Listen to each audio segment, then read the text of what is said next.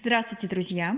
Сегодня очень необычное видео, как раз для тех, кто хочет постирать пуховые подушки, пуховые одеяла, а также пуховики в стиральной машинке, но по каким-то причинам сомневается, боится, не уверен, что с вещью будет все в порядке после такой стирки, а также то, что стиральная машинка тоже будет в исправном состоянии. Мы с вами разберем все возможные ситуации, которые могут возникнуть, и я вам дам технологию, следуя которой вы обеспечите себе стопроцентную гарантию, что вещь очень классно отстирается, будет как новая после стирки, и также машинка будет в отличном состоянии, вот на 1000%. У меня есть ряд видео про стирку пуховых подушек разных размеров, пуховых одеял, даже очень больших в стиральной машинке, также пуховиков зимних. И часть зрителей после просмотра воодушевленные стирают свои вещи и очень довольны результатом. Но есть некоторая группа людей, которые очень сомневаются в том, что это хорошая затея. Поэтому я буду приводить некоторые цитаты, комментарии для того, чтобы развеять все эти мифы. И первый миф: пуховые вещи, как подушки, одеяла, пуховики, очень глупо стирать в стиральной машинке, и вообще этого делать нельзя. На самом деле многие современные машинки имеют режим стирки пуховых подушек и пуховых одеял. Кроме того, если у вас машинка с сушкой, либо у вас есть отдельная сушка, то в инструкции написано, что в сушку нельзя класть вещи после ручной стирки, только после машинного отжима.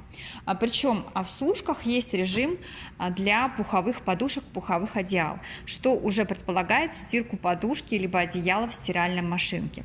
Таким образом, технически что стиральная машинка, что сушка, они предусмотрены для пуховых вещей, в частности, пуховых подушек, одеял и пуховиков. Следующая переживалка по поводу того, что подушка может порваться в процессе стирки, пух вывалится в машинку, и тогда, цитата, машинки трындец.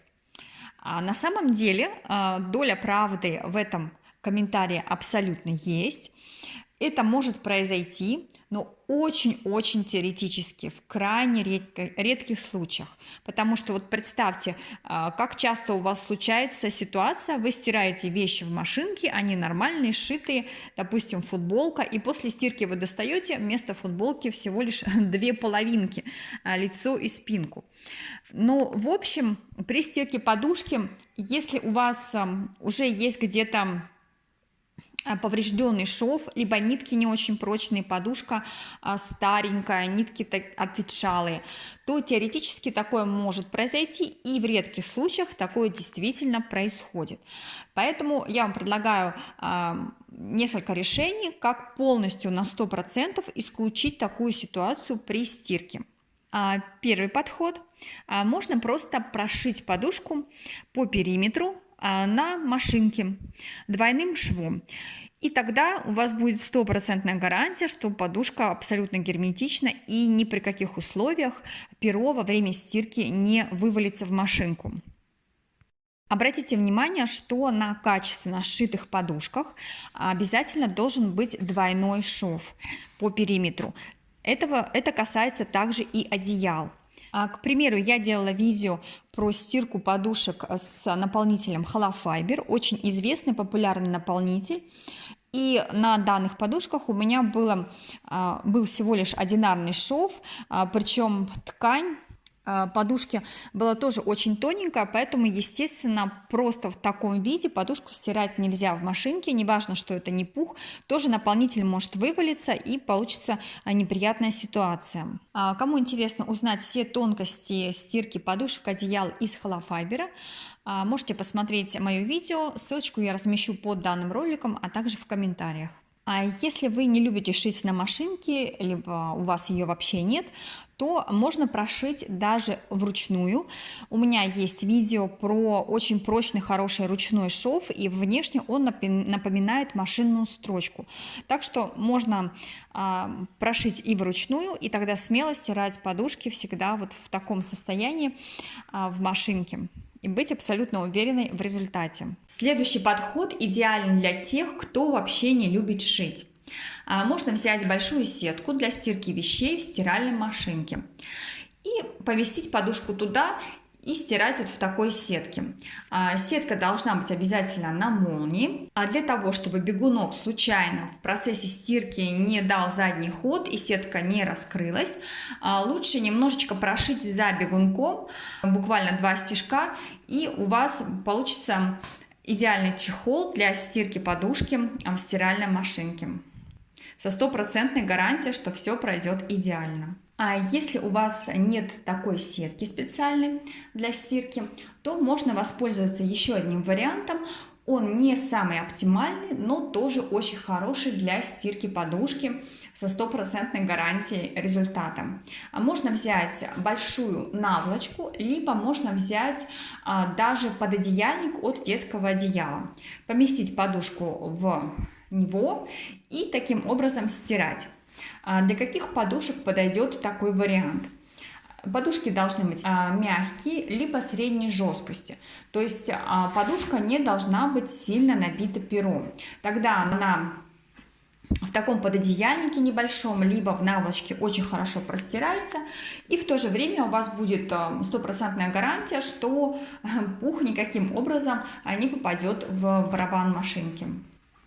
Детский пододеяльник, либо же большая наволочка должна быть также на молнии. Бегунок необходимо также зафиксировать, как и в случае с сеткой, чтобы он не открылся. И у нас получился такой вот герметичный чехол. По сути, наволочка, либо детский пододеяльник, они заменяют нам сетку. Еще один крайне необычный подход, он касается очень жестких подушек из пуха и пера. Есть подушки разной жесткости, средние, мягкие и также очень жесткие. Жесткие подушки, они очень сильно набиты пером, то есть они довольно-таки плотные, соответственно, при стирке и особенно при сушке это не самый оптимальный вариант, потому что перо будет очень долго просыхать. И как в одном из своих видео я рассказывала, это видео было про сушку подушек от А до Я, очень подробно на все случаи, на все размеры подушек.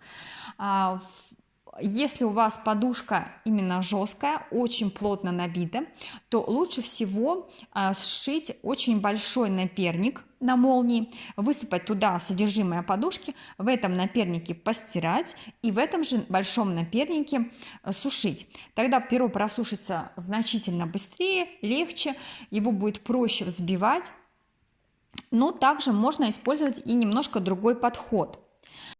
Если же вы не хотите шить большой наперник, то можно взять 2 большие наволочки на молнии, либо же 2 детских пододеяльника. Ставить одну наволочку в другую, у нас получится такой двойной чехол, и во внутреннюю наволочку высыпать содержимое вот этой очень жесткой подушки. И вот в такой двойной наволочке стирать. Конечно же, бегунок тоже нужно зафиксировать, чтобы он случайно не открылся. Что же касается непосредственной стирки подушек, при какой температуре стирать, в зависимости от состояния подушки, от цели, либо вы хотите просто ее освежить, либо вам нужно действительно убрать всех полевых клещей и качественно простирать перу и также наперник. Скажем так, идеально продезинфицировать. Каким моющим средством стирать, на каких оборотах отжимать, чтобы подушка быстро высохла. И также, как правильно сушить, чтобы не было комочков, чтобы не было неприятного запаха, как ускорить вообще сушку подушки. У меня есть отдельный плейлист, и ссылочку я на него оставлю под данным роликом, и вы можете весь плейлист просмотреть и подобрать советы и видео под себя, под свой конкретный случай. А на этом у меня, друзья, все. До новых видео и пока-пока.